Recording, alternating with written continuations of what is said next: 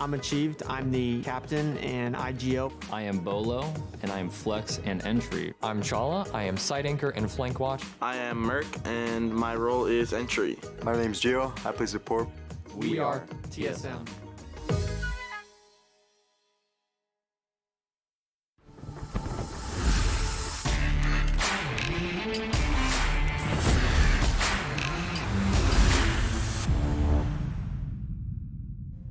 All right, ladies and gentlemen, welcome back to the second game of the day. It's going to be TSM versus Spacestation Gaming, still rocking that World Champs title. I'm going to be your host, Veli. Right next to me is going to be my boys, Jacob and Jesse. Now, Jacob, coming into this matchup, what's going to be the overall theme? What are we expecting? We're looking at TSM to keep on their domination streak ever since losing that first game to Beast Coast. They've been on a much better roll. We're also looking for SSG to have some sort of response to losing in a really big way to the Sonics yesterday. Oh, yeah. Is Luke the answer or is Luke the detriment? I don't want it to only be about him, but at least for TSM's side, they looked very strong in that win on Chalet, the first time we ever saw it in the North American League yesterday. We've seen also Gio step up in a way that we really didn't expect this season. I mean, someone that's really quiet, his gameplay has been really loud. But Jesse, it's not just him that's stepping up for this roster. You've been really high on someone else, and I love whenever he has frag grenades in his hand. Oh, it's so fun with TSM because you never know. When I say I'm going to talk about one of the best players in this team, I could be talking about literally any of them. Today I want to talk about Achieved, though. He's the only player in the league with an over 50% survival rate. Wow. He's at 52%. And I want to make it clear, right? You hear that stat and you're like, okay, well, what? Is he just like letting Bolo frag out? No, it's not because he's sitting back. He also has the second best kill-death ratio in the league, and he's going 25 and 13. He ties Gio, the actual support player who's supposed to be sitting back and doing nothing, for the most kills on TSM. You combine that with the fact that he IGLs the squad, so he is the brains, he is the brawn, he is the one who's surviving out for most of these rounds, and don't forget the clutch potential. Just yesterday, we saw him with that crazy C4 to deny the plant, round-winning clutch by him. Achieved, in my opinion, is probably the best player on this team, despite the fact that this team is loaded with star potential. I think he's a really underrated player on this squad. You know, you're definitely right. And you know what? At the end of the day, you could close your eyes, point at somebody on the team, and they could have a standout performance, right? Yes. Yeah. And Jacob, you must love you have to be TSM's biggest fanboy for the map that they played last time. And not only that, but they did so damn well on Chalet. Yeah, I mean, I'm looking for new maps to get played whenever they're put into the comp rotation. TSM finally stepped up to the plate, answered the call, and gave us a first look about how in North American Tier 1 Siege, that map is supposed to be played out. And they had a pretty good opponent yesterday in Mirage. A lot of different playstyles on that squad. They're still trying to figure some things out, but in the same way, SSG are also trying to figure some things out. It was really cool to see them go to a battleground that just hasn't seen a lot of play recently, and they really executed a very masterful style on that map. You have to rely on your frags. A friend of mine called it coastline without the donut, in the way that you really do have to play for a lot of those kills. It's not, the same like two floor, you're playing in a lot of really narrow corridors kind of style the coastline is. Instead, you're playing into the verticality aspect. You're playing on multiple floors. You're going to be opening up the floor and looking out of the bomb site right below you. Sometimes you might not even be playing on the top floor bomb site. And TSM had a lot of really good intuition for how it's supposed to be played. Their roams were on par. Their attack strategies seemed like they were very coordinated. And overall, it does kind of seem as though their loss to Beast Coast was not necessarily a fluke, but it's something that they're definitely over after that win yesterday. Yes. Now, if we think back to what happened to TSM yesterday, it's going to be more like what happened to Mirage. And Mirage went against TSM, and it was really unfortunate for them. For the first time in NA, we saw Chalet and TSM went crazy. Gio was on top of the leaderboard going 10 and 6. Yeah, Chala and Merc were at the bottom, but did so dang well when it came to entry. And they showed us that their adaptation and the fact that when everybody's shooting straight, TSM is one of the scariest, if not the scariest team in all of NA. So that begs me to ask the question, when you take a look at these two players on the screen, Gio and Bolo, I mean, we're looking at probably the scariest roster in NA at the moment. Yeah, I think these two work really well, not just because they're super talented as individuals, but they also work together really well. If you take a look at their last game that they played against Mirage on Chalet, as we've been talking about, these two were kind of two little islands on the roam, and they weren't running all over the map or anything, and they weren't even like right next to each other. They weren't playing in the same rooms, but they held down areas that were off-site, usually above really important objectives. Yeah. And they just used their individual skill to make sure that nobody could contest either one of them. They had excellent crossfires to be able to work with one another. They had full trust in each other to be able to make those plays and ensure that both of them were safe at all times. We saw Bolo in Library on Chalet. Gio was playing at the top of Library stairs, and those were just two power positions, two little islands of unbreakable fortresses that Mirage had no chance going up against. You know what? Both of you, when I asked both of you today, what did you want to talk about? You both said Bosco, Bosco, Bosco. We want to talk about Bosco, so this is going to be for the both of you. I don't care who starts first. Bosco had a standout performance, and what he said during that content piece, he feels like he's playing at a championship level still. He's a veteran in the game. He's a champion, a world champion, and he knows what he's doing. Jacob, Jesse, why is SSG so dangerous with him on their roster? You want to take it, Jacob? Well, I just wanted to mention how Bosco definitely is leaning into that championship style performance because he's had the most consistent performance so far of anyone on SSG. He's constantly the number 1, number 2 player from a rating and kills perspective. He is looking like the Bosco that we've known for a really long time. He's also not taking over a lot of those hard support roles after Canadian left, like Lycan mentioned he might. Instead, he's playing a little bit more to his strengths, and it looks like he really is like the same player from SI 2020 all the way back when. He's playing Ace, he's playing Jaeger, but he's getting his kills. He's 23 and 12 on KD overall. He's not supposed to be playing the entry role. Fultz and Rampy are still doing that, but it seems like he's way more consistent. The problem is Fultz had an off day yesterday. Rampy hasn't really gotten going. Thinking Nade isn't, the same clutch master that we've known from before. And then Luke is obviously, hindered by the roles that he's playing, and he didn't get any kills until yesterday. So Bosco's doing really good, but how often do you put the entire fate of one team on the backs of one player? Bosco so far has kind of been that man for SSG. Yeah, and I want to say for Bosco, I mean, he hasn't been the MVP of any specific Playday, but currently he is the overall league MVP with a 1.39 rating. He also leads the league in cost, having an impact on 75% of rounds, and KPR getting an average of 1.15 kills per round.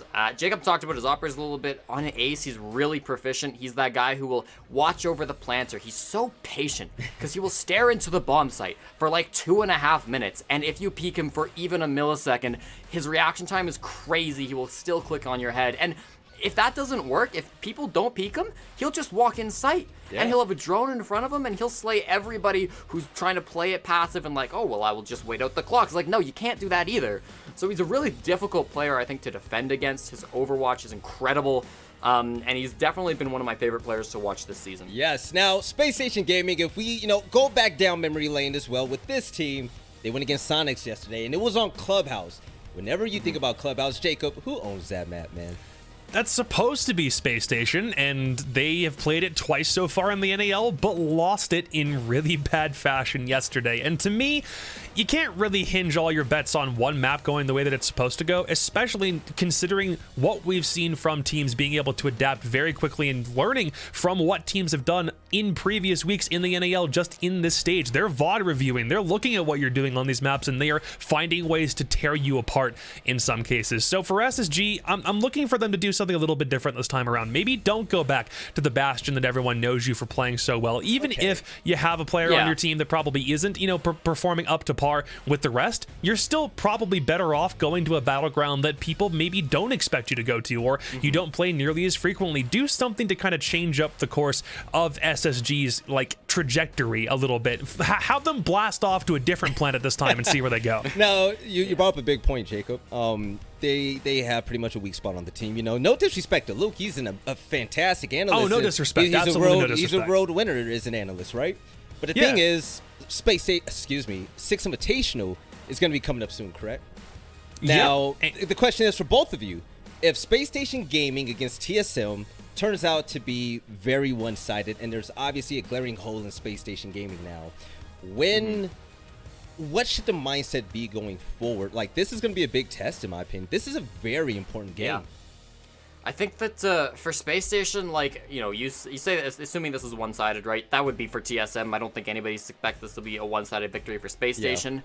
If Space Station, get 1 or 2 rounds, they really flounder in this matchup and they can't really do anything. I think they've really got to just focus on, like, this is what we've got. We can't make excuses, right? I know that Luke's on the roster. I know you're not supposed to be playing with him. I know he's an analyst, not a player.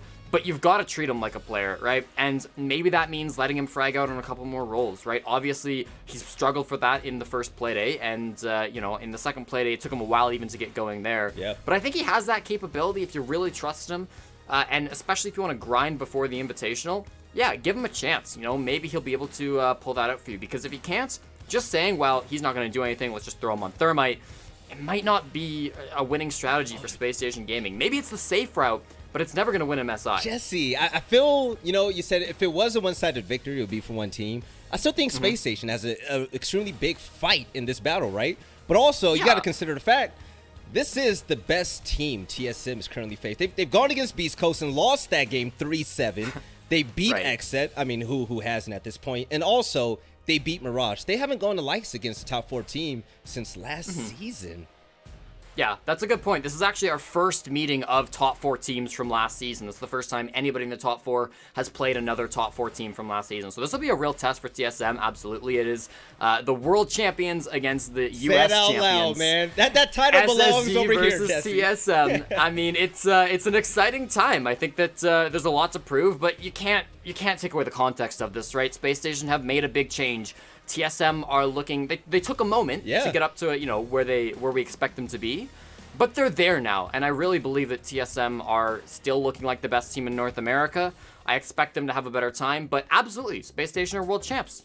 They can do anything that they put their minds to. All right, you know what? The maps just came in, and Jacob, I want you to join in on the fun. What map do you think they're gonna go to? And throw it to Jesse when you're done.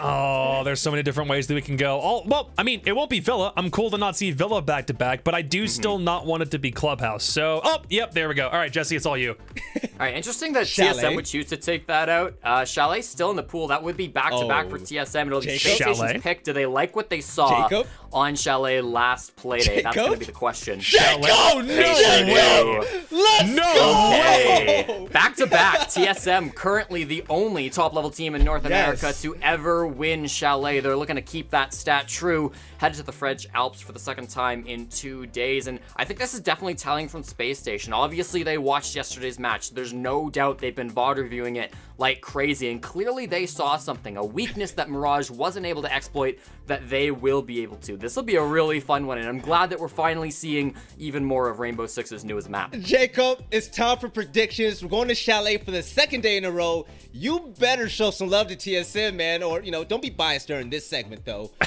Who do you think is going to take Chalet? We've only seen VOD on one team so far, but knowing these rosters, who's going to walk away with the dub? See, the difficult part about this for Space Station, if you wanted to take advantage of the fact that TSM just played Chalet yesterday, I think you kind of need a little bit more time than just 1 day to be able to prep for this kind of thing. And TSM, they already know what they're doing on the map. They beat Mirage on it pretty handily, and they are going against an SSG team that is significantly hindered by the fact the Canadians not on that roster anymore. So for me, as much as I love the world champion boys, I got a jersey hanging up in my closet for y'all right now. I unfortunately can't pick you in this one. I think TSM have us in the bag. All right, we got one for TSM. Jesse, you're going to show the road champ some love, man. All right off the bat, I'm picking TSM, but I want to contradict something that's Jacob talked about. Okay. 1 day can be a lot of time for a world-class support staff like they have on Space Station. Lycan's probably one of, if not the best coaches in the entire game. They've obviously got Sov working as an analyst as well, and although Luke is no longer doing analyst work, he's playing, they have picked up the emergency analyst Drew Spark. This is a really, solidified core of support team that can do a ton with just one map, and there weren't too many rounds to VOD review. Absolutely, they have picked that apart over the last 24 hours, and I think Space Station is going to be ready for this. It might be closer than people are expecting. As cool as that is that you just agreed with me, that was probably the least agreeing agreement I think I've ever had on this desk. We made the same call, and you still came at me? All right. Wait. First off, Jacob, you don't have any room to talk because last I remembered, the analysts don't even know who's going to win these games because first series, your boy was right, the hosty boy. So I'm going to join in on the fun. For my prediction, I'm gonna go all out. It's gonna be TSM as well. When we look at the roster, I mean, we can sit here all day and talk about the pleasantries of watching Spacestation Gaming and how great they are historically. The thing is, we're done talking about the past. Canadian is gone. He was a phenomenal IGL that this roster really thrived under. With Luke there, he's very smart. He's an analyst. He understands the game. The thing is, you can understand the game all you want, but when it comes to shooting that gun, you're going against 5 players that are gunning for that top spot. TSM, they have too much firepower. I'm rocking with them. So, fellas, that is it. Everybody's going all in for TSM, pretty much like we expected. So, all we got left is the game. Spacestation Gaming versus TSM. Parker and Kickstar, take it away. Well, thank you very much. I don't know why you are your alias and why you are not Michael, but to me, you will always be Michael. Did you? And not just Kickstar. Did you change shirts? No? Oh, okay. I didn't know that's what you've been wearing this whole time. It looks nice on you, Parker. I'm offended that you don't look at me, but I appreciate it nonetheless. I only just now started to, but it mutes your red hair because it's too overpoweringly red. I was hoping that I wouldn't be washed. There's a lot of blue present here, as you can see, and then my camera's also tuned blue as well. Regardless, enough about us, because we could talk about ourselves for hours. Actually, just during the break, I got lost in my own eyes. But let's get lost in this matchup, Michael, because it's Space Station versus TSM. Now, I hate to phrase it like this, but this doesn't feel like the Battle of the Titans that we have become so accustomed to seeing when we see these two teams in the same server. Yeah, TSM and SSD have both had very shaky matches recently. Obviously, you're going to talk about TSM losing to Beast Coast, Playday #1. You're going to talk about SSD losing to Disrupt, Playday #2, and then Disonics in #3. It's, I don't know,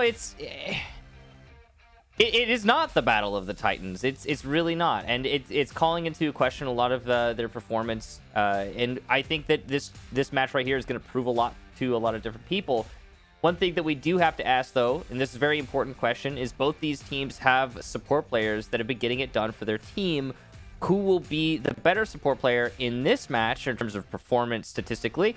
Geo or Bosco? That's the head-to-head we have for this match, and it's a sensible one given both of those players having pretty respectable performances so far over the last 3 playdays.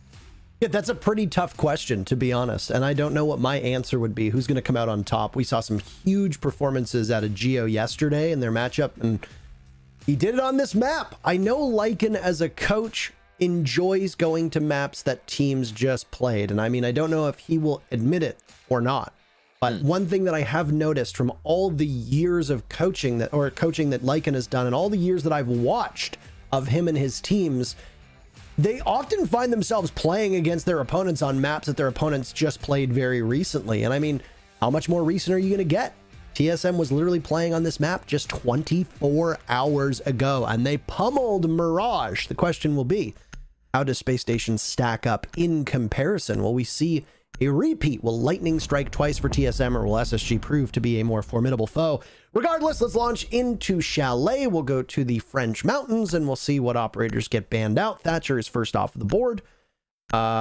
Interestingly enough, along with Maverick, this is going to make this garage bomb site quite easy to hold for teams, providing that there's no attack upstairs or Kali brought, as it will be more challenging for them to take any mute jammers, electric claws, etc. off of the garage panels. All right, so last time we were here for TSM decided to ban Wamai and Nomad, if I'm not mistaken, and they will ban Wamai once more, but changing out the Nomad ban for a Thatcher. Maverick also being banned. Those 2 attackers being banned, as you mentioned, Parker, that's going to really make opening walls tough. Now, you can bring Kali, and there are ways to circumvent the denial on the walls through soft destruction from above or below, depending on the site on this map.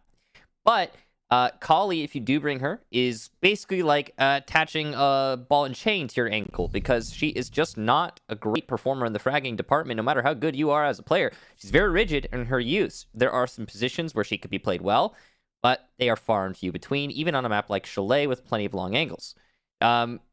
You're likely to see a lot of soft destruction from above and below as the primary way of getting the walls open as the result.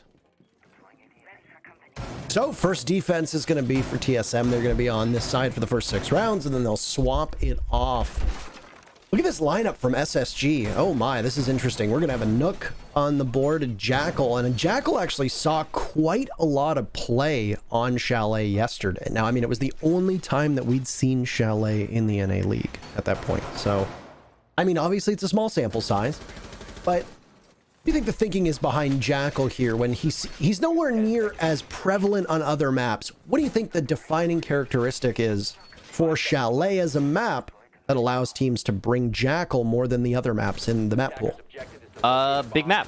Lots of ground to cover. I mean, to be frank, it takes a lot of time to clear out a lot of many of these positions. So, for example, okay, SSD is setting up for a Solarium over, right? That's a north side to south side clear on the top floor in all likelihood, or they might just go direct and through the middle floor. Either way, they're committing to a north side over. If they want to clear out all 3 floors on the north side, they're going to need to have at least one of those floors covered, probably exclusively by the Jackal, and he's going to need to assist multiple different floors in that hold based on what he sees footprint-wise, whether it be, you know, middle, bottom, or top. So, yeah, it's just there's a lot of ground to cover. The other thing, too, that I was going to take note of is that what we saw yesterday in the matchups, especially with Mirage, was how far they like to roam off of the bomb site. And you're absolutely right. Chalet is a very large map now. It used to feel quite small. It's at a point at this particular moment where, yeah, there's a lot of ground to cover. Obviously, Jackal's going to aid that. I am wondering if we're going to see Jackal's pick rate start to fall off as teams get far more comfortable. And I don't know if you know if you watched it, but yesterday, former member of Spacestation Canadian did a VOD review on the matchup between TSM and Mirage.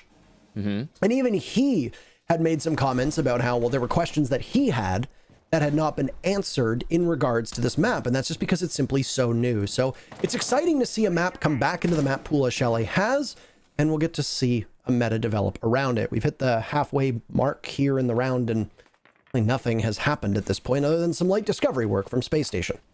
Now, they've got the north side control, so your typical over strategy, which is, you know, start on the opposite side of the building from this bomb site, is playing out as you would expect so far. That Electric Claw is likely down below. They'll clear out the Aruni gate, get rid of the Malusi on the other side. So, okay, progress being made from SSG, but they've only got 50 seconds to continue that progress into a full execution in the site. Trying to clear the ADSs so the shield can be destroyed. It's Rampy to get the lead-off kill. That's going to be a good entry into Library. Or, Book Dorms. Just say Library, it's fine.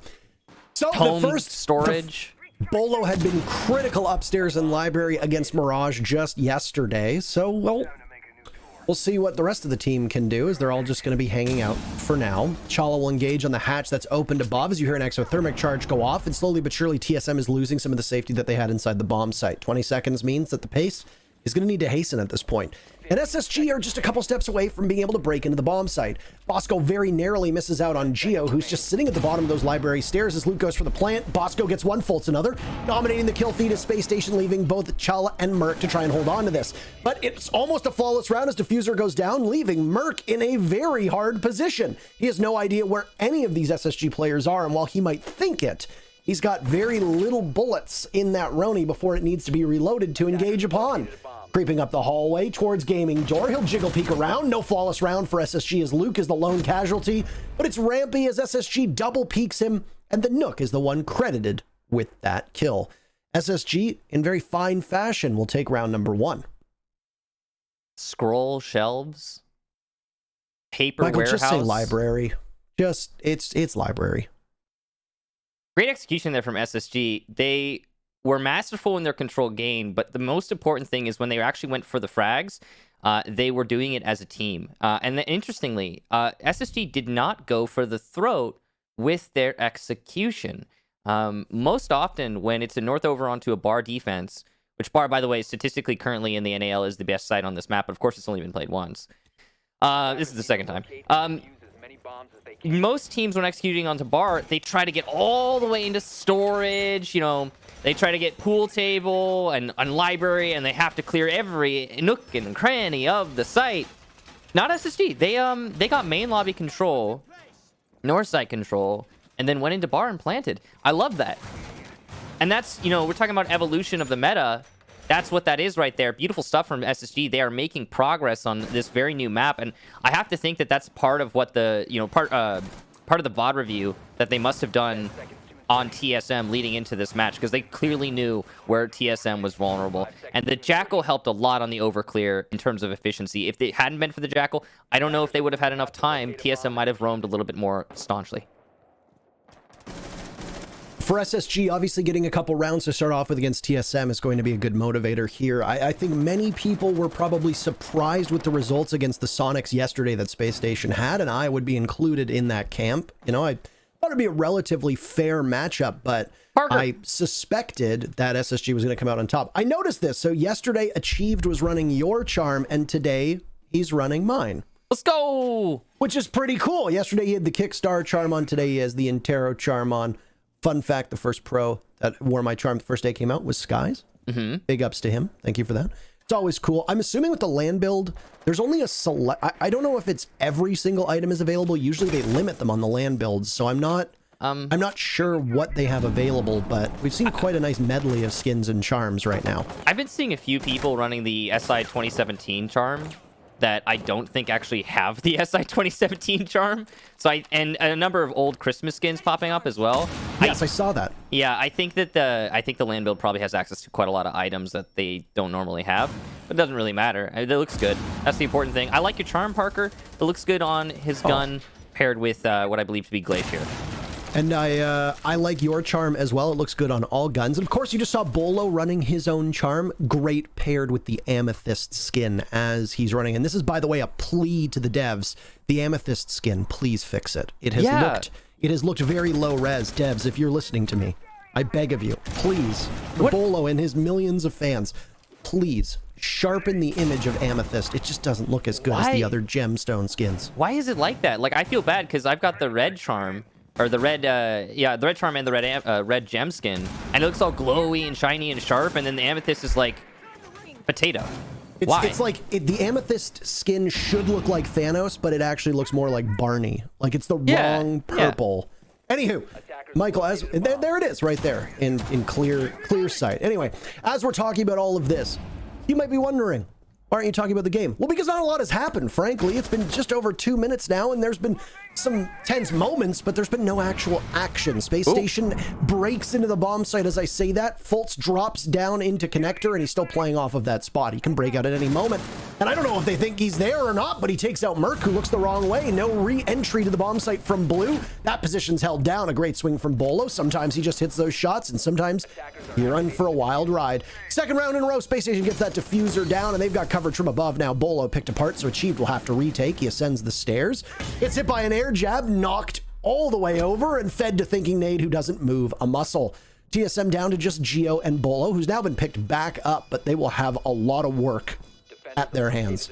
Geo up towards the opening in Garage. I have to be very careful with my words there after what I said yesterday. Drew some ire from players and some commentators, and, well, as I say that, the retake from TSM does not go well. Once that case is down by the opening of the Garage and you've got at least one player outside, we all know how this story ends. There's no way that the defenders, barring the most miraculous shot you've seen in your life, there's no way the defenders are retaking off of that position.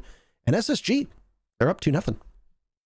So once again, it must be observed that strategically SSG are on another level right now. They are clearly picking apart the defensive setup of TSM thoroughly and executing onto the most vulnerable point, playing purely off the objective. This is much similar to the old SSG, if you will, what we expect to see from them.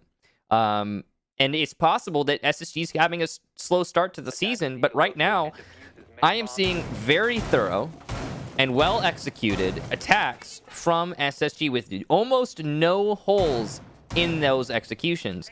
A big part of that for me is the size of the map. Obviously, a map like Chalet, it's going to be a map that favors the strategy of teams over just fragging prowess.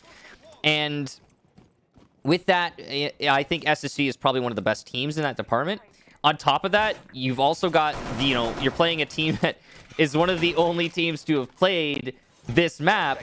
And yeah, sure, it was just the one time, but that one time happens to have been yesterday. it's basically a dream scenario for the coaching and analysis team of SSG. And I think that these last 2 rounds have clearly displayed that they came prepared.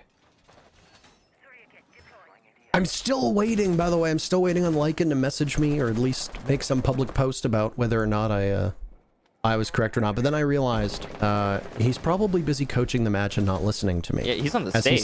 As he's standing on the stage. See, I'm still stuck in the old headspace where coaches aren't with the team and they're not playing on LAN. And I imagine at some point he'll probably rewatch this, as they will, whether he watches it with the sound on or not. When Troy was doing his VOD review yesterday, Canadian, he turned the sound off, which I took as a personal insult. Funny enough, I mean, most of the time when I'm watching his streams, the sound is off as well. So, I mean, that's totally understandable. Anyway, Fultz, once again, he's been hitting his shots. He got the opening pick in the previous round, and he'll do that again. Bolo has been involved in the action early in all 3 rounds now. Now, in the second round, he was able to get right back up. But the first round and now this, he was picked off. And that's just because of the way that they're positioning Bolo on this map and the position that he's holding above. They're going to take some chances, though, as it's Merc next in line on Solarium. And oh, man, Rampy, you do not look the right way. They thought that Merc had totally dropped off. But the good news is that SSG is both Bosco and Thinking Nade down below. Because of that, SSG able to refrag very quickly.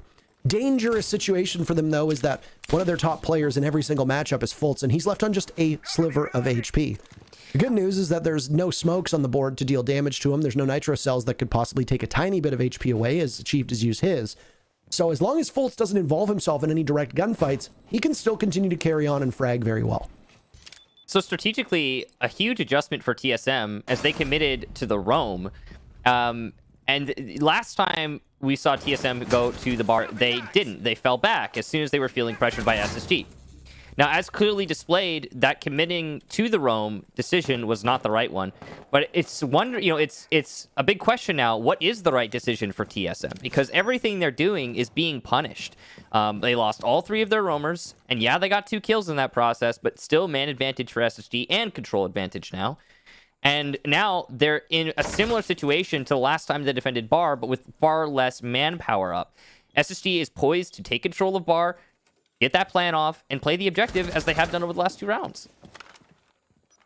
Well, things obviously working out very well for SSG on this, and I think you're absolutely correct in your assessment. We'll see what breaks down as now Luke falls, but Geo is there, takes him down, Thinking Nade refrags him immediately. Chala inside of the bomb site, well, he absolutely swats Bosco away, and now with spam pings, he can prepare himself for Thinking Nade to collide with him. He tries to swing, but Chala has the intel as the default cam was still up. Oof. I know at that point that you've got a lot of things to take care of, but when you're getting constantly spam pinged and calls are the way it is, calls are the way it are, whatever the word is, they are. Calls are the way they are. Yeah. Words are hard. It's one of those days where yesterday you couldn't speak and today now I can't speak. It happens. It's one regardless. You try to swing on Chal, and Chal's prepared for it. He's got intel. He's got calls being made. TSM gets their very first round, and it was a sweat. That was not an easy round for TSM. Yeah. So through these 3 rounds, you've got SSG doing mighty fine. Rounds 1 and 2 were quite dominantly in their favor. The first round, they only had 1 casualty, but now things have tightened up maybe a little bit. It took 2 cracks at it, but TSM seems to have found their footing, at least on that bomb site. Because they won it, though, it's locked, and they're not going to go back downstairs to Wine Cellar and Snowmobile Garage. They're going to go upstairs to Master, the office bomb site. That's going to be played out here. It's going to be interesting to see the way that SSG takes it, because right now the meta on Chalet breaks down in 1 of 2 ways. Either teams go all in on the Solarium and take the wall leading into Closet. As you can see, it's right there. That's the wall that leads from Solarium into Master. It's facing the Closet door. As well, the teams will often sit somebody in Closet. You can put a rotate in there or a late rotate if you need to, if there's a Maestro on the board, to allow them to rotate in and out. You can see that there's no Maestro being played by TSM, so maybe somebody else will take up that mantle. We don't exactly know. Or teams will take over by Chimney and will take towards the library hallway, towards the top of library stairs. There isn't really much else that tends to happen on this bomb site, and the problem with this bomb site is that once you get flushed out of your position, as long as you don't have enough map control down below, or there's not enough time to just simply win in gunfights, you have nowhere to go, essentially, and all hell breaks loose very quickly. So once more, a commitment to the roam from TSM, obviously on a different site now. we do not have a Jackal anymore for SSG. They have decided to let that one slip into the night, and they'll bring a Ying. Interesting. Diana has been continuously making an appearance. She seems to be more of a staple in the NAL as of late. See Bolo get droned out in bar stock, or just storage. But he's just going to persist there. And he knows he doesn't need to move because he's got the Mozzie Pest on the window to get the next drone. He's got support from backstairs, from Achieved. TSM are just trying to hold this one as long as they can because they know if SSG is allowed to set up, they're likely to lose the round. I think one of the big keys for TSM as well is going to be more effectiveness out of Bolo. We see that when Bolo has a bad game, the rest of the team tends to as well. Now, I've noticed that with TSM, obviously, since things are well spread out, that one person underperforming is not the end of the world. Achieved has a quiet game, the team still is capable of winning. Merc has a quiet game, which he's been having some quieter games as of late. I don't know if that's because of role changes. I don't know what's going on, but regardless, the team is still capable of winning. But I have not really seen a huge body of evidence to suggest that when Bolo has a bad game, TSM is still able to win. So if he can pick up some kills here, stay alive, his survival rate hasn't been very good, especially with him being involved in those early kills, then I would suspect that TSM has much more of a fighting chance. And they've moved Bolo onto this more heavy roam position, so he's not going to be sitting and just waiting like we saw when he was playing that Kaid role upstairs. And I think that's a better role for Bolo. He tends to perform well on either, but still fitting for the man. 45 seconds left for SSG, and they have finally been allowed to set up. The time is dwindling here, but luckily for SSG, they have a Ying and those Candelas for a nice execution. Unluckily for SSG, TSM have C4s. Well, they would have C4s if Achieved hadn't already used his. Maybe he pre-placed it. Whatever the case be, they do have positions down below being played underneath your typical bomb plant sites, and I think that SSG is going to have a hard time planting behind half wall. They've still got utility to work with now, and Bosco will start it off. Fireworks getting tossed onto the bomb site as the Candelas are unleashed, and they'll blind as SSG looks to take up space. They find 2 kills for their troubles, and more of this entry for TSM is being stopped as they have to evade those flashbangs going off. Merc, a hero play desperation, swings into the site, can't find anything for his troubles. TSM's only pick so far has come from Chala, but there's one from Chala, one from Bosco. Geo retaking. Luke gets diffuser down amidst the chaos. Geo has to retake through smoke. Are there still yokais up to give him calls? He downs thinking nade, but he doesn't have enough for Luke as he's in mid reload, and SSG takes yet another round. So far, they've done great work on all the bomb sites, and they take the round on yet another. Yeah, the words that keep coming out of my lips here, beautiful execution from SSG. And what is that execution? Well, again, a forced roam for TSM. They played contact, and they did fall back this time, but a lot slower than you would expect. I thought TSM won on that roam. Speaking of TSM, they'll be taking a tactical timeout while we talk about this. And while TSM may have won on that roam, delaying the round quite a lot, SSG were finally allowed to set up on the site with 45 seconds left on the clock. The one big difference maker there, the Ying Candelas. Easy to force control of Piano when you've got Ying Candelas, and it doesn't matter if you've only got a few seconds left on the clock, because if you get that control, you nullify the crossfire in the site, SSG are allowed to push in. Another factor, TSM. Yeah, they had players downstairs, but guess what those players didn't have? C4. So, okay, you're downstairs, but you don't have pre-made holes for the default plant spots. You don't have C4 for denial from below. So TSM was relying heavily on those yokai drones, which, in the end, are not what they used to be. And while they did delay the round for a few seconds, they did manage to stop the plant for just ever so slightly, they were not enough to actually win the round on. So TSM lacking a little bit of control. The Candel's good at containing the players and keeping them away from the plant spot, even in the dying seconds of the round. And we can focus on the Candelas the most because we were riding along with Bosco on that particular role. So we got to see firsthand what kind of carnage those Candelas could have caused. Now, it didn't actually look like anybody got flashed by them. And I don't know if it was a deliberate move from Bosco or not, or if it was just thrown out to cause mayhem because there wasn't enough time at that point to drone out the rest of the site. And SSG might not have known all the nooks and crannies that TSM's defenders were sitting in. But what those Candelas did, unwittingly or not, was essentially act as area denial for TSM when they tried to retake the bomb sites. And their pathways to stop SSG were severely limited, very similar to the way that a plume of smoke can do that when a smoke is thrown out from an attacker. It cuts off an access point, it cuts off line of sight, and it usually funnels you through a specific path that the attackers are prepared for. Castle does the same thing on defense, by the way. That's a huge part of why you see Castle barricades with the wall next to it shot out. It's because you don't want them to waste time with the Castle barricade. You want them to try to engage through the opening that you've created where you will have the advantage because you know where they need to come from. So hats off, obviously, to Bosco. We've seen Ying get played like that before, where the Candelas are great at denying entry for defenders to get into the bomb sites, denying plays or retakes, etc. And it worked really well for SSG. Still, it was a very close round. It came down to a 1v1 as Thinking Nade was down and Luke and Geo had to tussle. So ditto with what we saw in round number 3 with how TSM narrowly eked out a victory on that round. SSG were not fully in the driver's seat throughout the entirety of that last round, and there could have very easily been a win for TSM.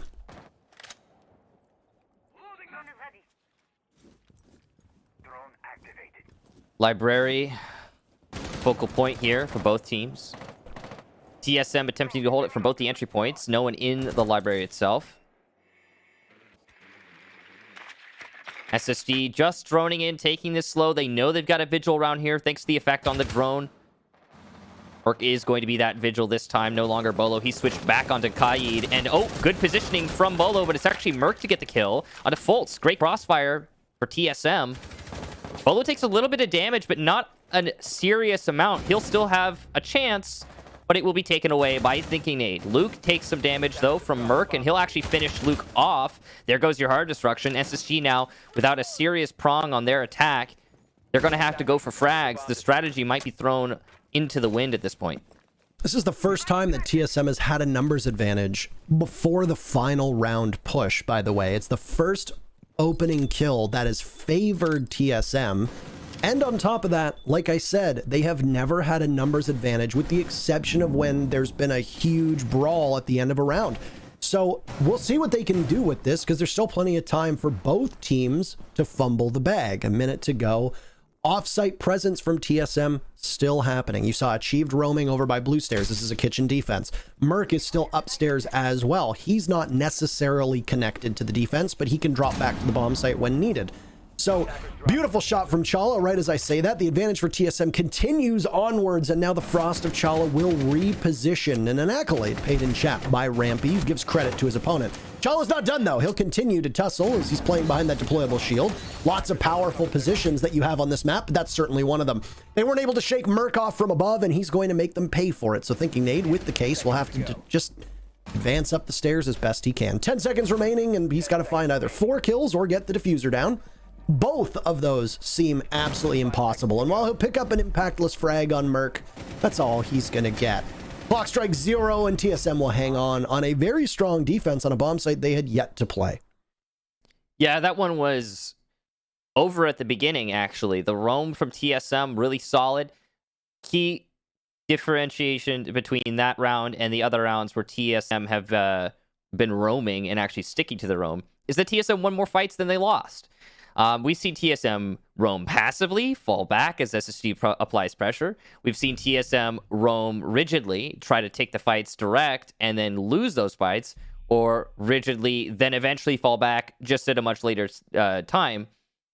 That round, it was a rigid roam with a actual one gunfight for TSM, multiple, in fact. So, well played. They managed to take down their hard destruction on SSG. That's really great. With Luke out of the picture, the wall's not getting opened up. SSC went for the only option they really had, which was that open dining hole. That turned out to be a bait. TSM had vertical on it. And yeah, I mean, well played strategically for TSM. That's the big difference there. Because SSG have been on top of the strategy so far through this first half, at least in terms of attack, isolating plant spots and, playing off of that.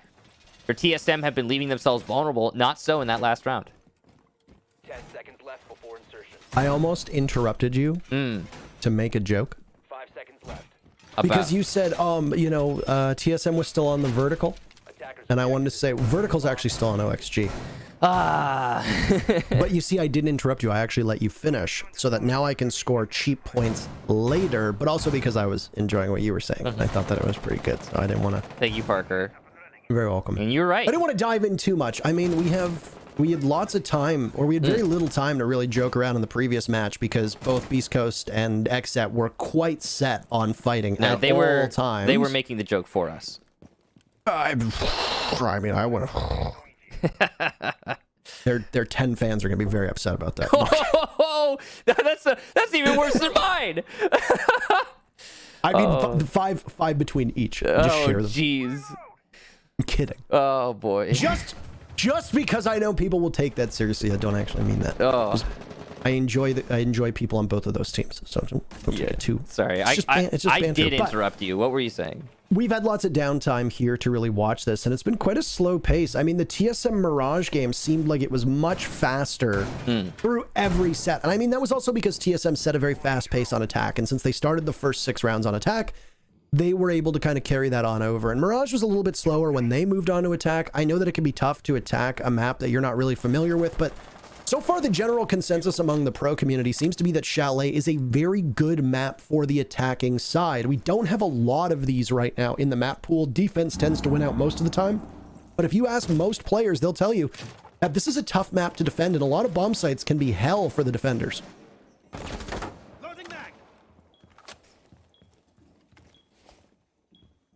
Well, it's going to be a Solarium take. SSG getting the control they need from below to open up the wall. Luke's going to have to make that cross, but Bathroom is in control of SSG right now. Actually, it's back and forth here, but in the end, Space Station definitely taking the lead on those gunfights to get that control. Rotation from Merc. He's trying to play around the closet and the master door, but he's got to worry about the Bathroom push now. He'll push up on it. Very danger close on that fight, but he doesn't commit fully to the peak. Someone on TSM has to get aggro and take a fight somewhere to get the man count going in their favor, or this is going to end in a 4-2 half for SSG. Geo had fired a warning shot, as had Merc. Achieved was down below. He's good enough for 1 before getting traded off. Bosco has been offside an awful lot. Merc downed, and he's done for. And now Geo softened up from the back. Simply too many angles to hold, and SSG takes full advantage of that. That's the first half in the books. Just talking about how this is an attacker-favored map, or at least the attackers like playing off it. Well, so far that stands to reason. SSG puts in a great performance in that first half. 3 diffusers planted of 6 rounds. That's a hell of a tally. 5 opening frags for SSG. They got first blood on all but 1 round, and they take the half 4-2. Immediately moving to defense, they're going to go downstairs to Wine and Snowmobile Garage. It tends to be the most preferred site on this map, but there's still a meta to settle.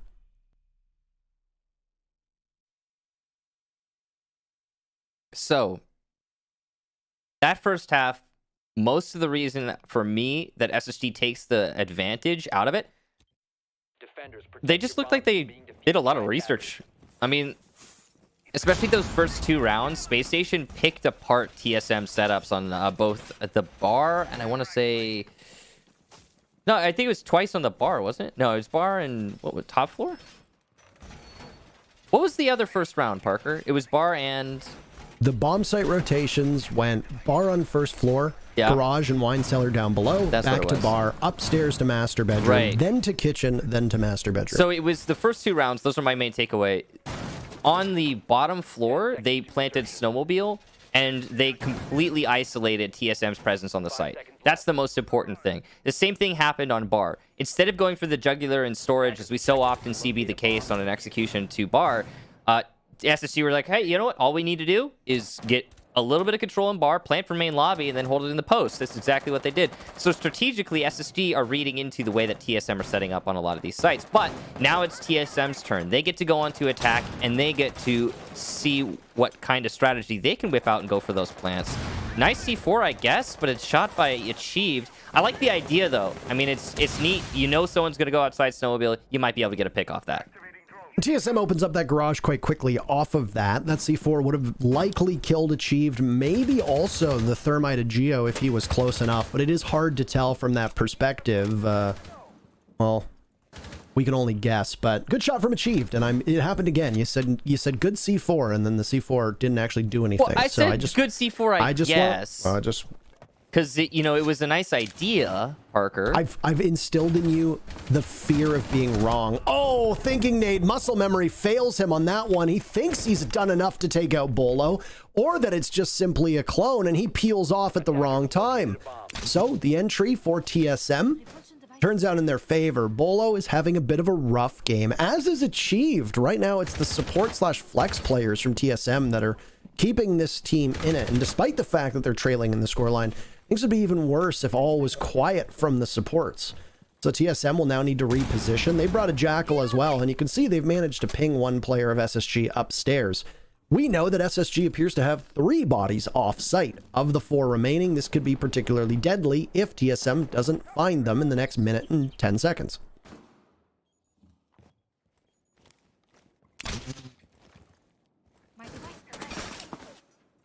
Well, TSM have got to get a little bit more assertive on one of these pushes somewhere. The snowmobile still seems to be the focal point. The shield in blue is really causing an issue for Merc. He wants to challenge this, but there's all 3 ADSs on this corner. Wow, a wide swing from Bosco is punished by Merc, and the plant's going down. Where there'll be a yokai drone, yes, but it only manages to delay once before getting shot. Bolo will also get ramping, meaning that Luke and Fultz need to retake it to snowmobile and get 5 kills to boot, now in a post plant. With 40 seconds left, Luke's going to try for a knife fake out, but Merc's just better, and he gets that headshot despite it barely being around the corner. Fultz trying to avoid a flawless round, but I don't even know if that's going to happen. Bolo and Shala are low, but what does that really matter? The round certainly secured for TSM as they go for a similar strategy to the one that we saw from SSG when they were attacking in the first 2 rounds of the first half. It's the right call here from Fultz, by the way. They don't need to do anything. Doesn't need to really move a muscle. There's no economy system. There's no momentum system. So he doesn't need to worry at all about losing anything by not re-engaging. But he just simply wait. A flawless round is still a dagger in the heart of SSG on that one, as I thought that Fultz was going to be able to get away alive. But there was exactly 1 second left on that diffuser. And, well, from the stairs, there's the Jackal to conclude that round. TSM gets the diffuser down. They get the opening pick, and then they take it as well. We've seen a lot of this, and this is now the 4th time that the objective has come into play through 7 rounds. This is a little outside the ordinary when it comes to the way that maps play out. We'll usually see a diffuser get planted 2, maybe 3 times throughout the course of a 12-round game. We are 7 rounds in, and the diffuser has gone down 4 of those times. That's an impressive number from both teams, but also suggests to me that the defense aren't entirely comfortable yet with this map. Yeah, it's partially the defense. It's also partially the control that the attack are putting out. This is a much more precise Chalet than the last time we saw it played for both teams. And I think the meta is starting to develop. It's not super there yet. But we're seeing a lot of executions that are hard for the defense to counter. And Echo is a good example of that. Like, why is Echo making a resurgence here on Chalet? Why is he so present? It's because the defense have a lot of spots they need to cover that they cannot do directly with their guns. So, for example, Snowmobile, right? If the attack opens up Snowmobile, contains the vertical, and prevents you from directly challenging Snowmobile from inside of the bomb site itself, you have to challenge from connector in the other site. What do you do to stop a plant there?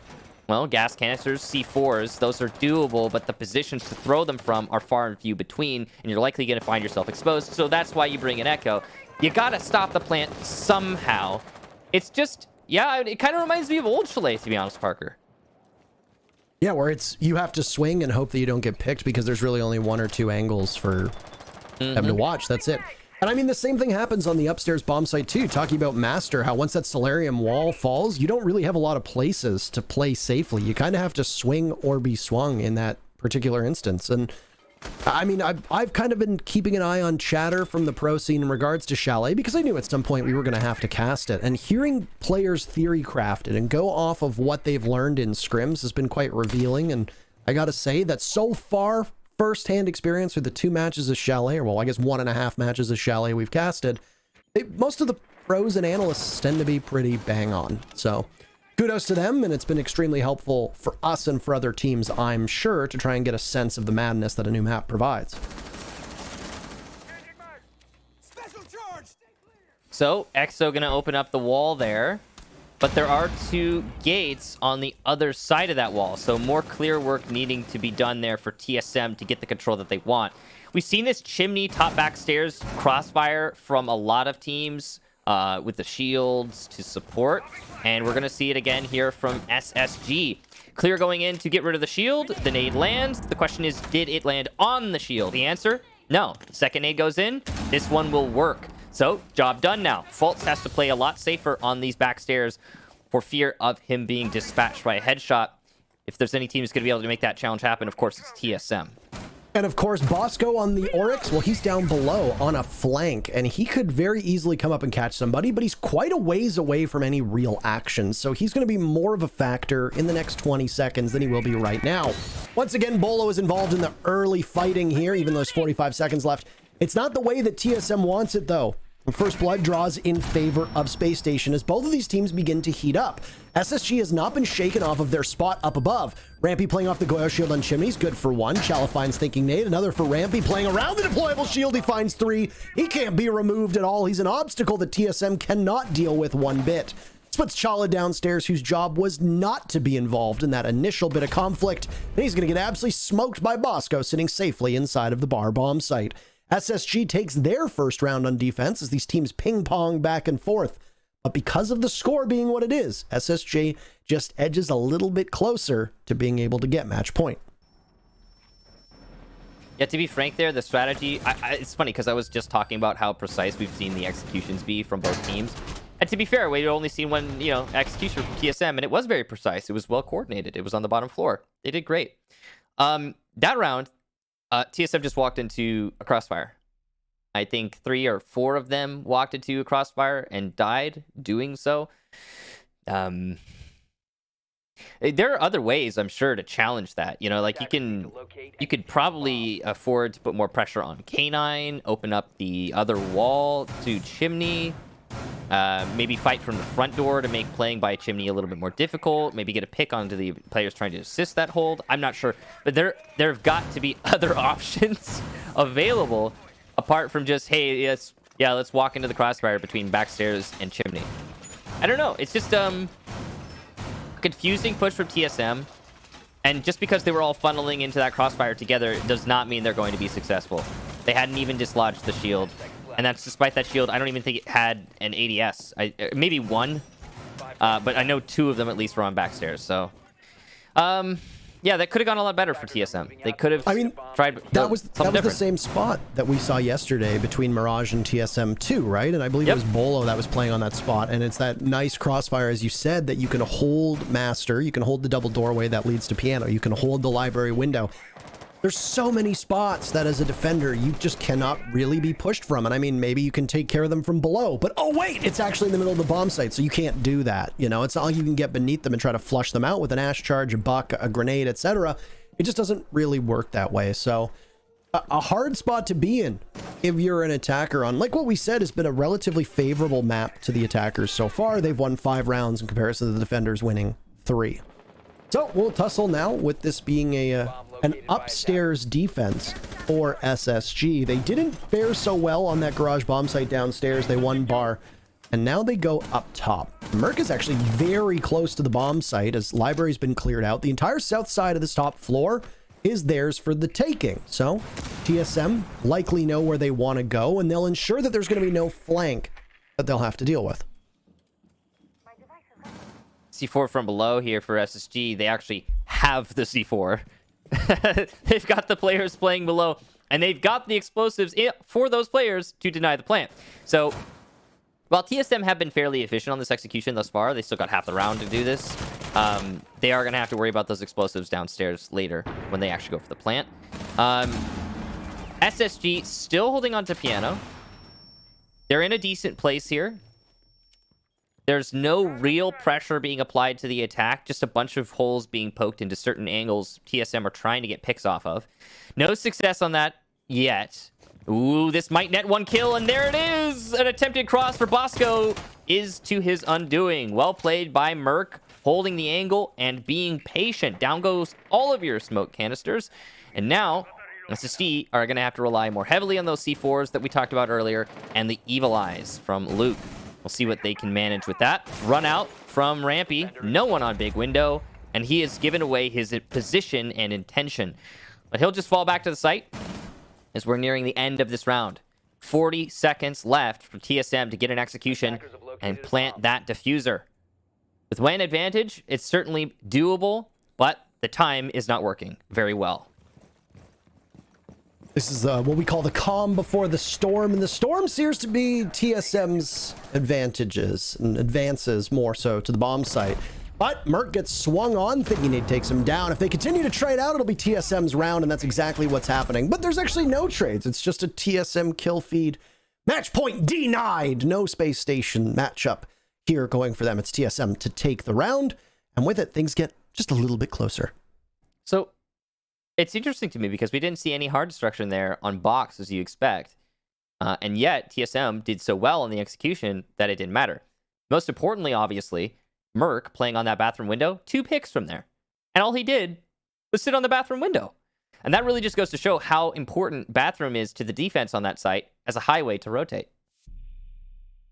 I like the use of the term highways, freeways, expressways, etc. The mute super highway, as we referred to it as before, with mute jammers. I remember that. Way back in the day when the old Penta team on Consulate used to set up 4 mute jammers upstairs and just kind of roam.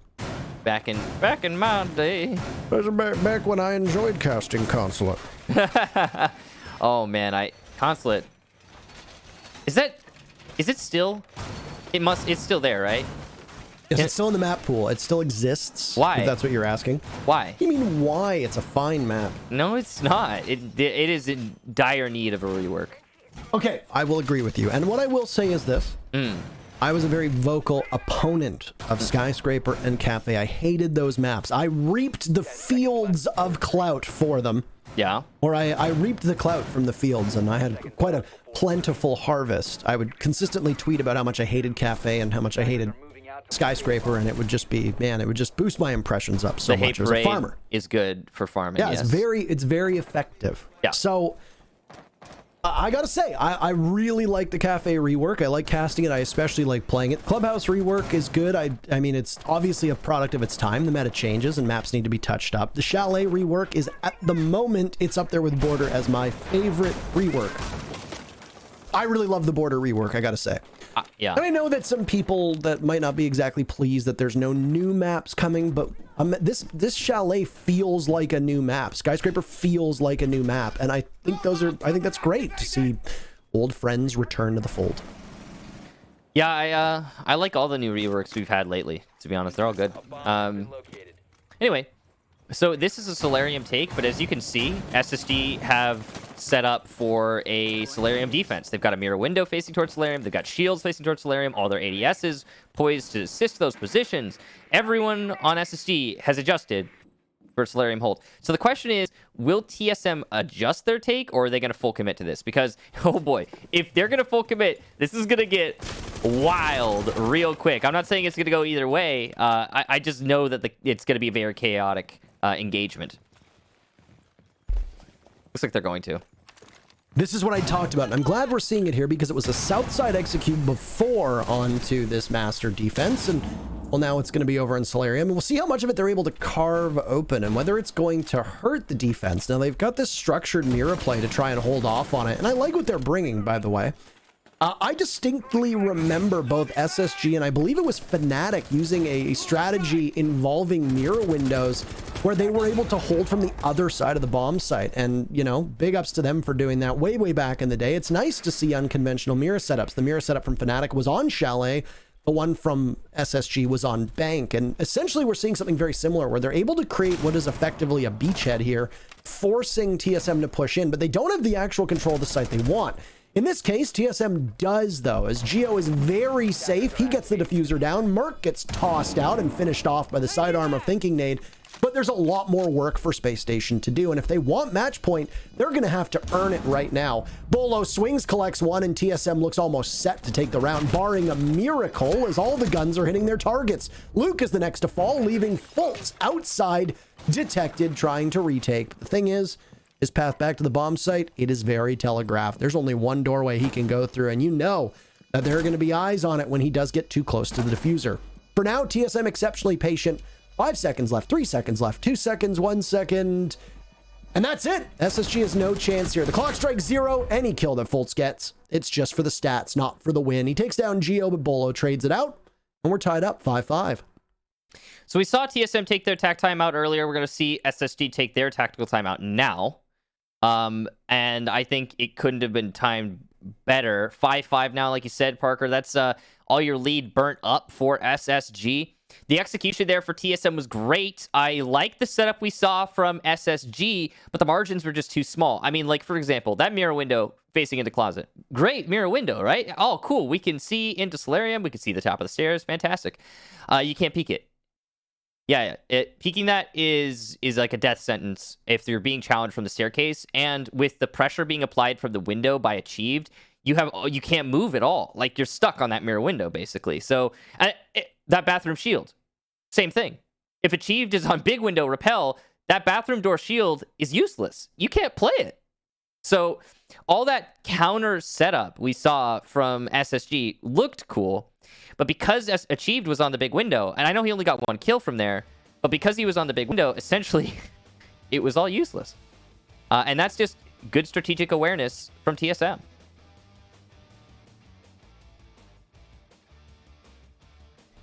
Have you noticed, by the way? Probably. Sorry? Probably. You have no idea what I'm going to say. I know, but I don't know. I'm paying attention. Go ahead, though. Let's hear. There are so many things. Now that you interrupted me, there are so many things that I could just say that I know you wouldn't notice. Well, of course, yeah, but I want to hear what you were actually going to say. Well, do I want to confuse you now, or do I want to? Well, that is the question, Parker. It's your call. I was going to say, do you notice how TSM is playing so much more reserved against Space Station than they did against Mirage? And I wonder how much of it is just simply that TSM knows that SSG is not a team that they can bully the same way that they can bully Mirage. I am noticing... No, I don't know, actually, Parker. To be honest, now that you bring it up, yeah, maybe not. Like, reservation, sure, like, maybe. 5 seconds to go. A little bit more passivity. I think respect is the right word. Would you say that's fair? I definitely think that when you look at a team like SSG, you have to respect them a little bit more like Mirage. Whether Mirage is a higher upside as a team, whether Mirage is a better roster, whether Mirage is better at that exact moment, I think the pedigree of a team like SSG is what needs to be respected here. And I will say, I mean, it's hard to get a good idea of what SSG is doing right now with Luke on the team. I think he's performed as well as you can expect, basically being thrown into the deep end. It's something that Data agreed with. The analyst for TSM actually tweeted before the match saying, go easy on Luke. You know, he was thrown into a really tough position that he didn't want to be in, and he's doing better than a lot of people expected. So, you know, don't be a bad fan. And followed up by saying that TSM has a lot of fans, which they do, and to maybe be nicer in how you aim that criticism. And so far, Luke really, I mean, his stats aren't great, but it's not like we've really seen any huge blunders from Luke today. He's just, in many cases, playing a role where there's not much he can do. Yeah, Luke is on... There's a descriptor that we use for the role that Luke is playing, but I can't use it on broadcast here.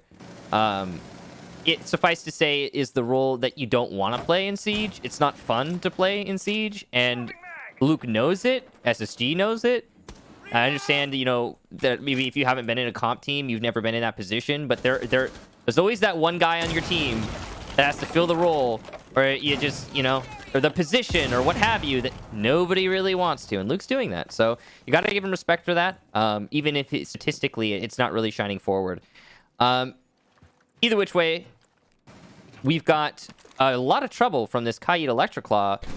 And I think it's on the other side of that little pillar. Merc might have gotten it just now. With that destroyed, they'll be able to open up the wall and start to apply pressure to the top of backstairs. And there it goes. They've got piano control. There's an Aruni gate they'll need to deal with. They'll sacrifice one of the Yana clones to take care of it, as it looked like Bolo just used that utility instead of a flash or a grenade or anything like that. You're going to need those later to deal with the ADSs from Rampy, and, you know, maybe you might actually use them on an enemy instead of just simply clearing some utility. The ADS is on library stairs doing their jobs, but they're not able to protect the deployable shield, so Fultz has to fade back with 40 seconds to go. He tossed out a toxic canister, and TSM look to take the lead. They have not led once in this entire matchup. They get that opening pick. They find a second. Achieved in particular has really come alive. He only had 1 kill at one point. He's up to 6 over the last couple rounds. Fultz is next for Achieved's reign of terror above. 3 kills all lining up right in front of his very eyes, leaving Luke and Bosco to fend against TSM. Tough spot for Spacestation to be in. Luke in the stock room just waiting very patiently. He sees Bolo but doesn't do enough damage, and he's gonna get swung on. He takes out Achieved. Bolo's down too, and just like that, SSG's actually in this, setting up Bosco and Merc in a 1v1. But 1 second left, Merc doesn't have that diffuser, and what should have been a TSM round, it goes to SSG. They're on match point. Wow. I had this whole post-round analysis set up, praising It's a 2v5. praising Achieved for his genius level play. He flanked in through library when nobody was watching it because all of SSG were fixated on the push coming from Master, because strategically that's what they've come to expect. They've been conditioned to expect a full Master over. Achieved circumvents those expectations, comes in through library, easy double kill, triple kill make it, and now you've got full site control, main advantage, everything going your way, plants going down, and then Luke lands a headshot onto your planter. And round's over. Not enough time. That's... oof. Parker. I've lost for words on that round in particular. I mean, Luke got swung on by 2 different players at once, and they weren't able to capitalize. Luke in his position picks up 2 kills. Wow, hats off to SSG for how they played that. I mean, TSM obviously had to deal with the roam that we saw from SSG. They cleared utility with about 40 seconds left. That's when Fultz's first toxic canister came out, 40 seconds. He's retreated to the top of the stairs, and eventually TSM sweeps on in. Most of that round was just Achieved, by the way. He picked up the 3 kills, and it ended up being the only 3 kills into the very final seconds when it was, Thinking Nade versus Merc in a 1v1. Man, if you're TSM, that's a major punch to the gut, because they should have come away with a victory on that round, but they were starved for time, they were starved for utility. Merc was nowhere near able to grab that case, as the defuse was not done by Geo in time. That's a boost to the spirits of SSG, who now are 2 minutes and 20 seconds away from possibly picking up 3 big points. The overtime system has also changed. If you make it to OT and you pick up a win, that's 2 points. If you get a loss, that's 1 point. So there's still hope here. And if you make it to OT, you want to get as many points as possible, obviously, and OT is as good a place as you can get it. It's definitely not a losing effort, even if you do lose in OT. Rampy trades some of his HP for a kill onto Merc. And earlier on, Chala had been involved in the conflict that took out Thinking Nade. So while TSM does get that opening pick, it's not quite good enough for that much of a lead, because it's answered by SSG quite swiftly. Yeah, and that's Merc, your top frag right now, gone. Now, Thinking Nade's also been performing, but there's an even or a more even split, rather, on SSG. And they have the advantage of the defense right now. The waiting. Oh, I think Bosco might have been able to see Geo outside, but maybe not. It depends on the wall. Either way, he's not going to capitalize. Bosco will fall back. Fultz gets Chala. So back and forth here. TSM's turn to get the kill. Or maybe not. Slow going here as the rest of the execution starts to figure out what they want to do exactly. You can see SSG has fallen much further back because they now know, okay, we have man advantage. We've got time advantage. The position for TSM is not fantastic. Even with the sledge up, they can, do vertical, but what will that really help them in this situation? Let's just wait them out. And that looks to be what SSG is trying to do in this round. Bosco got a little bit trigger happy on his spot on blue stairs by elbow, playing that deployable shield, and my oh my, they need to ensure that he's a little bit more patient. He's got a supporting cast of Rampy by his side. That shield plus the ADSs should be good enough, and it'll eat one tossed out gadget. Not a grenade, though. There's still 2 in the hands of Bolo if he wants to throw them on down. At this point, TSM is going to need to reposition as SSG holds on quite well. Luke had been spotted on his drone. He barricaded the back door, and his sights will now likely turn towards the main stairs. As Bosco just sits and waits. Where is TSM, though? Well, Geo, but for a second, attempted to defuse. Is there going to be anybody from TSM to watch over? Blue cut off by a frag grenade. There's Bolo, removes the head of Luke and immediately watches Connector, who can swing onto Geo. This is do or die. Bolo's lined up. He gets another on the rampy. Diffuser down. Can't grab more than just 2 as Fultz will end his reign of terror. Achieve now on blue stairs. He heads up as Geo is well and gone. Fultz and Bosco are so low on HP. I was going to say there's no way TSM lets go with this one, but I would have said the same on the previous round. Bosco now finds himself in a position where he'll have to go for the defuse or the players, and he has no intel. Bullet tracers whizzing by his head. He can't even out-peek Geo, so it looks like we're going to get a tech pause. Fultz's mic not working. Doesn't really matter for that round. From whence we came, we shall remain. The very first round of their attack went to TSM, as does the last. Overtime on the docket. SSG on defense. Okay, so overtime, well secured there. TSM strategically, they played that well. Geo and Bolo are the stars of that round for me, and the stars of the match as well, personally. The play from Bolo to cut off and deny the retake. You can see it right here while Geo goes for that plant.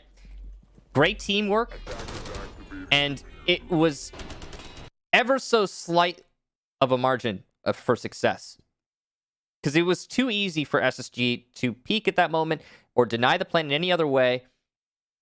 It's all thanks to Bolo winning his heads-up gunfights that did not happen. The pressure applied to blue earlier also scared SSG off of peeking off their shield. We saw Bosco peek on that shield a few rounds back when defending the bottom floor, and he died there. He did not want to try and take that risk again, so the blue pressure just doesn't happen. So Bolo only needs to focus on the connector and the rotate, and well, he's winning those gunfights. So that means that neither team will get 3 points out of this. It's going to be 2 points if you win now, 1 point if you lose. So at least, you know, no one's an absolute failure for this particular match today. You noted this when we saw the previous Garage defense back in round number 7, and I mean, SSG was obviously not very keen to go back to this bomb site, and it's a constant issue that we've been seeing on Chalet across all regions. And it's that unless you're playing over where I think it was Not Loading was playing for Mirage yesterday over by Boat. Yeah. If you do not have a line of sight on that garage panel, all it takes is one attacker sitting on main stairs, and there's almost no chance that you're going to be able to swing on them and shut them down. You noted that Echo is probably the best tool because, I mean, from that angle, it's hard to nitro cell. And in a lot of cases, if somebody's playing on the garage, your nitro cell is going to get shot out. If you're a smoke playing on that position, yeah, you might be able to do a little bit of damage with the toxic canister, but they're just going to run right out and wait yet again. And every time you throw that smoke, you're going to be exposing yourself to whoever is playing on main stairs. And you'll be in a position where, since you're throwing that toxic canister, there's no way for you to fight back. So you'll need somebody to essentially double swing, either from the rotate that we see from Wine or from Connector. This is, of course, just focusing on the fact that there's only 2 attackers at this point that are in the picture, one on main stairs and one by the garage. Well, where are the rest? It's entirely possible that there's an attacker watching Connector from above, a Sledge, a Buck, a Zofia, an Ash, whoever. It's also possible that you can't swing from blue as a defender because there's an attacker posted up on blue as well. And if you've lost control of blue, then you only have that rotate from Wine and you only have Connector to play off of. It's so challenging for a defender to be able to stop a plant. And if the attackers can get a nice foothold, then there's almost nothing most of these teams can do on defense, at least not yet. I'm sure there'll be some adaptations later on down the line, but so far we haven't really seen anything of it. The only strategy I can think of to defend Snowmobile in an indirect way, and this is kind of wild. You can, I've done it before, you can throw a gas canister from chimney balcony or office, if you open the wall, through the floor in main lobby to the front of Snowmobile. and they're not going to be able to challenge you throwing that gas canister directly unless they clear the top floor. But that is such a, like, way out there solution, and it will be cleared out. As soon as you do it once, they're going to clear it out. So it's not exactly a permanent fix, and it's not something strategically you can rely on in competitive Siege. So the direct counters are so far and few between. It's created a bit of a problem for pro teams to deal with that push in from Snowmobile. We'll see, though. I mean, go ahead. I was going to say, the reason why Michael is laughing, by the way, is that while I was talking about losing control of a particular part of the map, Veli types in our chat, if we lose control of blue, then who casts with Stokes? Yep. Which, you know what? Fair question to ask. And we don't want to lose control of that blue. And if you're on defense, you don't want to lose control of your blue either. And Right. also, you don't want to cast with Stokes. So just like across the board, you just want to make sure that you avoid that all those situations entirely. Yeah, too many L's in one place. Very concentrated. Did we not make fun of Stokes on Chalet yesterday? I feel like this is now becoming a trend. Yeah, I mean, I think it's mostly you, but we're in this together. I'm trying to participate. It's just hard to find things to make fun of with Stokes. Oh, we are but moments away from getting back into the matchup, so I hope you appreciate our banter. We haven't quite needed to talk about recipes yet, even though you are quite the chef now. I saw your post last night. Before we get into Michael's culinary adventures, there were some technical issues that needed to be sorted out. There was a rehost required, and for all players to get back in, that is why there was a bit longer of a delay than usual, but it all seems to be sorted. So we're going to go back to into the game. Now, I don't know if things were not set up correctly, but SSG was originally on defense, and now it's TSM. So we're going to ride along and ensure that everything is in working order. Wait a minute. And that it is all correct. Wait, so SSC were on defense at OT, right? Am I crazy? When the game ended, SSG was starting on defense. Yes, because TSM was on defense to start. Oh no, you're talking about regulation. Apparently the reason for the rehost was indeed that TSM was supposed to be on defense. So there you go. So now we have clarification. So yeah. Also, would you like to talk about? I saw you make some food last night. Yeah, I made salmon fillet with chive lemon cream sauce, and some mashed potatoes, as well as some green beans with Parmesan. It was very good. It looked great. Yeah, I put some lemon zest, some lemon juice, chive with some cream cheese in a sauce, stilled it with water, and then... You're flexing now. I covered the salmon fillet in some olive oil, salt, and pepper, standard, nothing too crazy. But the lemon's really what brings it out. You keep half the lemon as well, so you can squeeze some of it on top of the salmon, so you can calibrate how much lemon you actually want to taste, because it really brings out the lightness of the fish, but not everyone likes lemon, so... Right. I get that. Yeah. Starting to sound like a good friend of mine, Lieutenant Custard, with all he talks about cooking all the time. Just like shotguns and 4Ks. The guy just won't shut up about it, okay? But anyway, let's get into this. I'm glad you do. You need it to live. Anyway, let's get into this match now because there's a minute off of the clock and TSM is on defense. Bolo upstairs on this solo roam by library. Rather, not quite so solo any longer. He's got Geo supporting him. It only appeared to be one deployable shield as Goyo not on the board for TSM. So a bit of a difference that we've seen from when SSG was on defense. Mm-hmm. Bolo lives and dies off of this spot, by the way. And more often than not, it was die, frankly.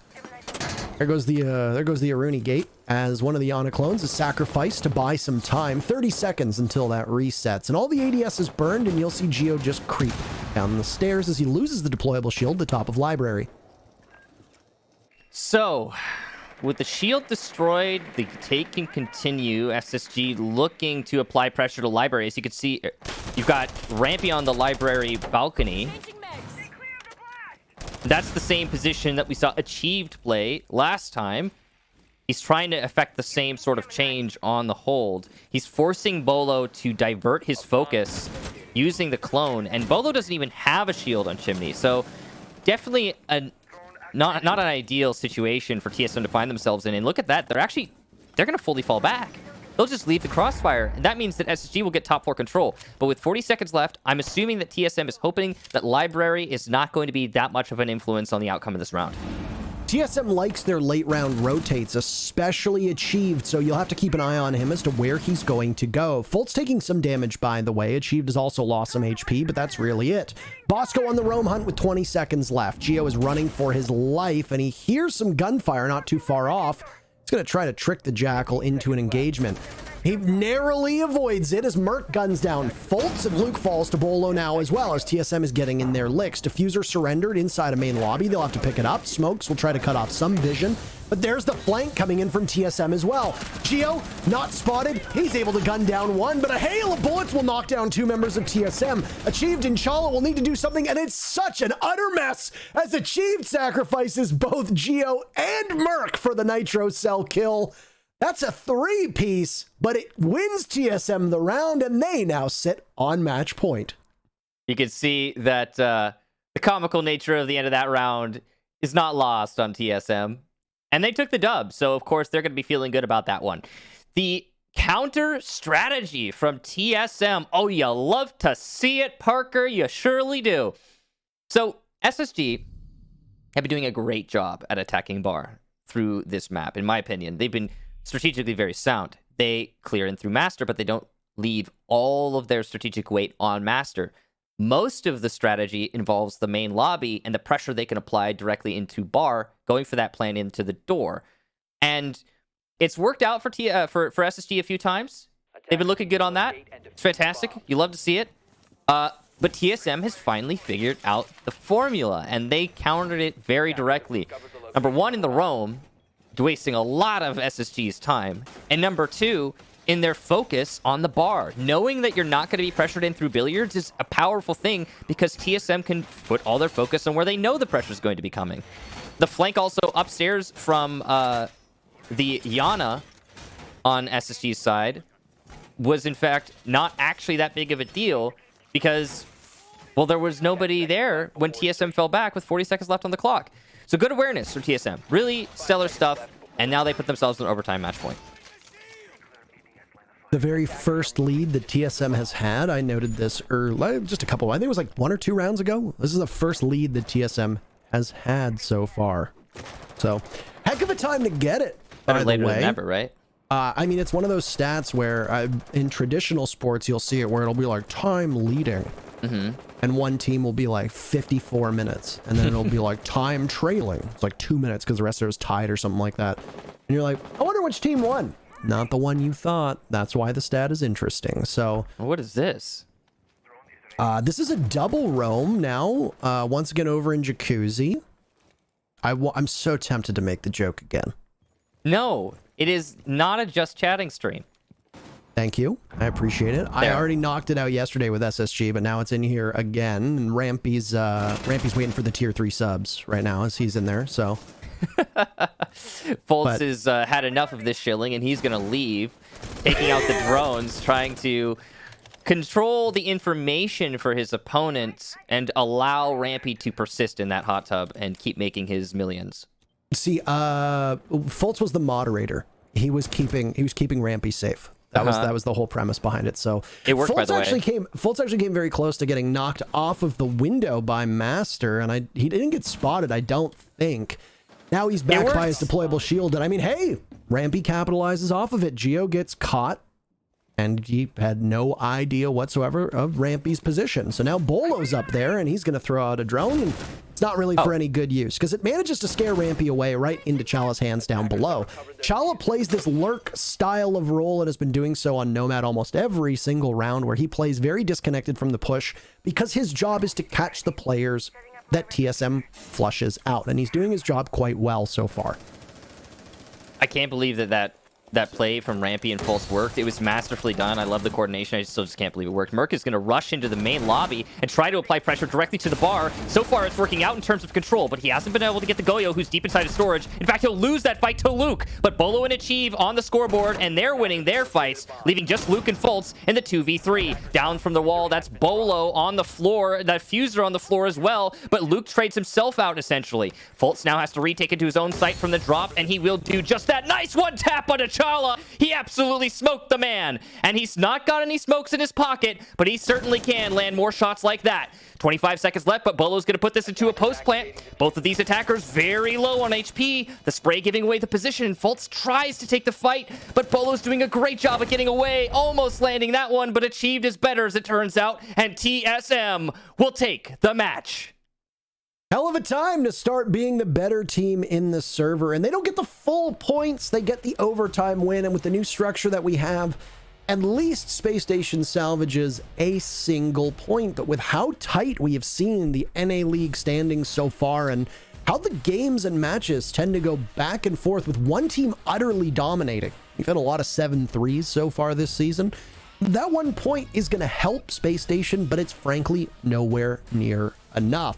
So TSM manages to stick with it in what seemed to be a great matchup for SSG. At one point they were ahead, I think it was 5-2, 5-3, something along those lines. I've already put my notes away. TSM managed to stay with them the whole time. And once again, Chalet is a new map. It's obviously going through the motions. Teams are trying to figure out how to attack it. And more importantly, they're figuring out how to deal with each other on the map too. So it's not just about finding your footing with a map that hasn't really seen a lot of play.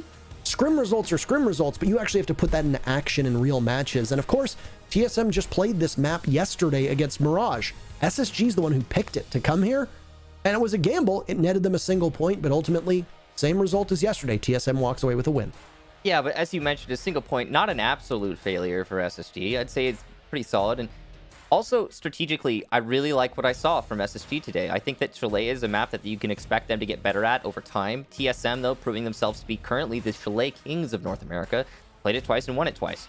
So well played to them. They earned those points, and TSM are starting to catch the same stride that we saw from them in the last season. So kudos. I'm looking forward to see if they can continue that moving forward.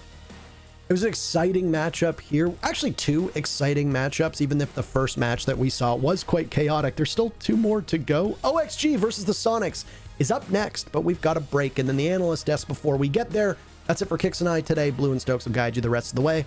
We'll see you in just a couple minutes.